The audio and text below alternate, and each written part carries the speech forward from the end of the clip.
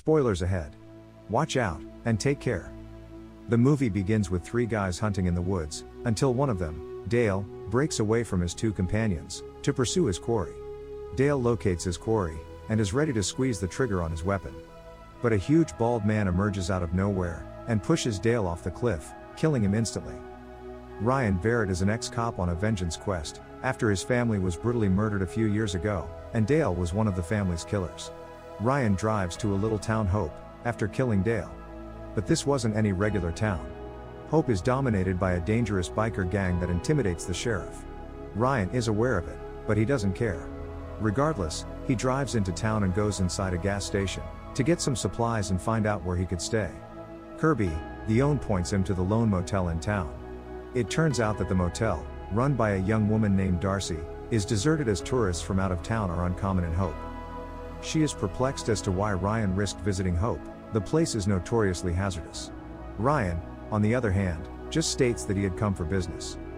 In other news, an FBI special agent named Frank is putting together a plan with his colleagues to track down Dale, who in addition to killing people, is also an assaulter. During their conversation, another agent enters the room and informs them Dale has been found dead. Flashing back to Ryan's time as a cop, he was at a party with his family and friends when a gang of criminals stormed in and began shooting at everyone, including Ryan and his family. Drake Santiago, the attackers' leader, committed the crime because he had a hatred for the police officers who had previously thrown him in jail. As a result, he was resolved to exact vengeance on those cops and their families. Ryan was one of the officers he targeted, who remarkably survived after being shot. He is spotted driving around town in the present, when he comes across some motorcycles parked in front of a building. Moments later, a member of a biker gang emerges from the premises, distraught because a dog continues to bark at him. So he takes out his rifle, aiming to silence the dog. Fortunately, Ryan intervenes before he fires the trigger, allowing him to teach him a lesson, beating him up. The ruckus made by Ryan is heard by the gang members inside. They dash out of the building to see what is going on. Drake, the gang's leader, seems to have forgotten Ryan's face, given how many people he has slain. And despite the fact that Ryan has beaten one of his men, he decides to let Ryan go. He doesn't have time to take care of Ryan right now, because he has some pressing matters to attend to. Still, he has reservations about Ryan, so he gives his younger brother, Rexo, the task of keeping a watch on the bald man. The next day, Rexo meets with Drake to inform him a club owner has refused to pay the security money. Drake, enraged, challenges the club owner to a one-round boxing bout. If the man wins, he pledges he would never ask him to pay the security deposit again. He is still strong despite his age, and has no trouble defeating the large man. He, ever forgiving, decides to let the man go. After all, he still needs his money, and if the man died, he wouldn't be able to give it to him. But extortion isn't Drake and his gang's sole source of income. They also sell stuff and create it in their lab. Rexo is the person in charge of overseeing the lab.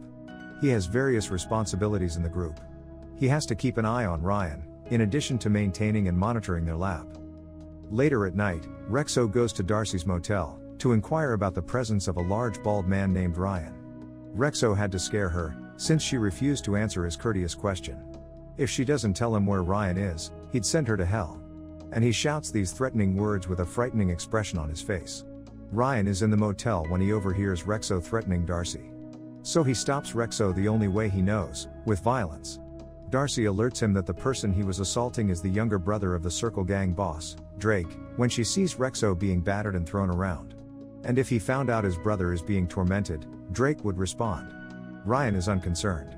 Instead, he leads Rexo to the gang's lab, and ties him to a car. Then he lets the automobile drive up to the lab and crash into it, causing it to explode. Rexo is killed in the explosion, the lab is destroyed, and Ryan is satisfied. Drake and the group are quick to see the explosion.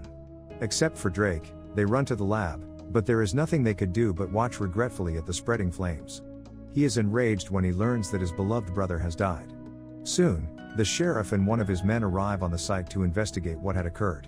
Drake and the others are still present, and he approaches and threatens the sheriff. He threatens to kill the sheriff's family if he ventures to intervene. The sheriff lacks the courage to contradict his comments. He reasons that by allowing the gang to do as they please, he can prevent future violence in the community. Ryan is back at it the next day, this time targeting a truck belonging to a gang on its way to deliver stuff to another city. He stalks the convoy, before bursting the truck's tire and forcing the driver to exit. However, when the driver exits the vehicle, Ryan ambushes him and slams the man's head on the car door. Then he detonates the bomb in the truck. A gang member notices the truck's destruction and reports it to Drake. Drake is enraged, because the vehicle was filled with a large amount of stuff. He'd lost a lot of money because some nut job had wrecked his truck. He demands the culprit in the bombing be apprehended and brought before him. Though he has a sneaking suspicion that the troublemaker is Ryan, so to establish that Ryan is the perpetrator, Drake directs his men to bring Kirby to their base. He then asks Kirby to assist him in investigating Ryan, and determining who he is. If Ryan is found to be guilty, Drake will not hesitate to murder him. Kirby couldn't help but heeds his demands out of terror. Nonetheless, Kirby begins his probe into Ryan. To that aim, he searches Ryan's car, which is parked near the motel, for any information on him. However, while he is snooping around in the car, Ryan emerges from the motel and apprehends him, causing Kirby to halt his inquiry. He invites Ryan to drink at his house, which is not far from the motel, with an uneasy smile. Ryan is not a moron. When they get to Kirby's residence, he inquires as to why he had examined his car. As a result, Kirby acknowledges that Drake had just told him to find out about Ryan. But as soon as Kirby finishes speaking, they hear a motorcycle halt in front of the home. Crab, one of Drake's men, is the one who came to challenge Ryan. Their conflict though is brief. Ryan defeats him, but he lets Crab go from there. Drake, meanwhile, is doing his inquiry by speaking with the sheriff. He learns that Ryan is an ex-cop, who resigned after his family was murdered. Drake thanks the sheriff for the information and pays him. Later at night, while Kirby is sleeping, Drake and his men go to his residence. He is disappointed that Kirby is untrustworthy, especially when it comes to gathering facts about a bald man. As a result of his negligence, Drake orders Crab to murder Kirby. Ryan learns about Kirby's death the next morning. And he knows that Drake's gang is responsible for Kirby's death. Because who else but they could have perpetrated such a heinous crime? So with no time to waste, Ryan goes to one of Drake's clubs, and beats up all of his adversary's men. He then kidnaps Crab and places him in the trunk of his car. Then he murders Crab and deposits his body in front of the gang's headquarters. Drake is enraged to learn that his beloved man has died. He quickly orders all his remaining soldiers to gather and prepare their weapons, in preparation for the hunt for Ryan. Darcy hears weird noises outside the motel later at night. So she jumps up from the couch, and pulls out her shotgun, ready to shoot whoever has broken in. She is urged to take cover behind the reception desk by Ryan, who has previously determined it was his opponents. Drake's soldiers enter moments later, as the front door slowly opens. Ryan purposefully waits until they are all close to him. He tells Darcy to turn off the lights when he thinks they are within his grasp. For the next few seconds, the room is completely dark as gunshots ring out. Darcy returns the lights to the room to find all of the gang members dead. Ryan miraculously escaped unscathed. But he understands the situation is dangerous, so he takes Darcy away. Unfortunately, he is unaware his adversaries are lurking outside the motel. They attack and batter him till he passes out. When he wakes up, the first thing he notices is Drake's lovely face. Ryan and Darcy have been carried to the gang's headquarters, and his arms are now chained to a chair, preventing him from moving freely. Drake informs him that he intends to murder both Ryan and Darcy. He instructs one of his men to torture Ryan, while he goes into the rear room with Darcy. As a result, the torment begins. Ryan is severely beaten by the tough guy, who appears to enjoy it. But all of a sudden, Ryan is able to loosen the ropes, allowing him to beat the tough guy back. He goes in search of Darcy now that the man is unconscious. He examines every nook and cranny of the ship's base, but all he finds are Drake's soldiers. They instantly surround him, attempting to outmaneuver him with their deft moves. But no matter how hard they try, Ryan is too difficult to overcome, who eventually finds Darcy. Unlike Ryan, she is shackled, but her mouth is taped shut. He releases her, and they begin looking for a method to get off the ship. Drake would not allow Ryan to escape. Ryan senses the time has come for the ultimate duel, and tells Darcy to go, while he fights Drake.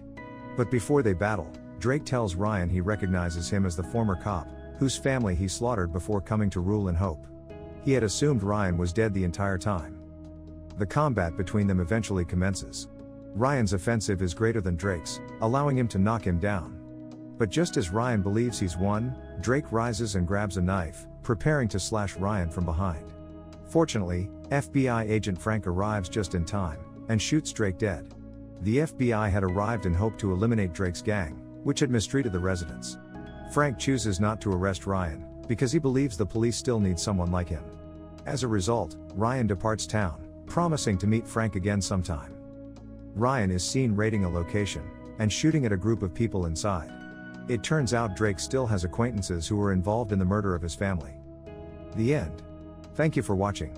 Subscribe if you'd like to see more videos like this. Turn on the notifications, and leave a like to help the channel out.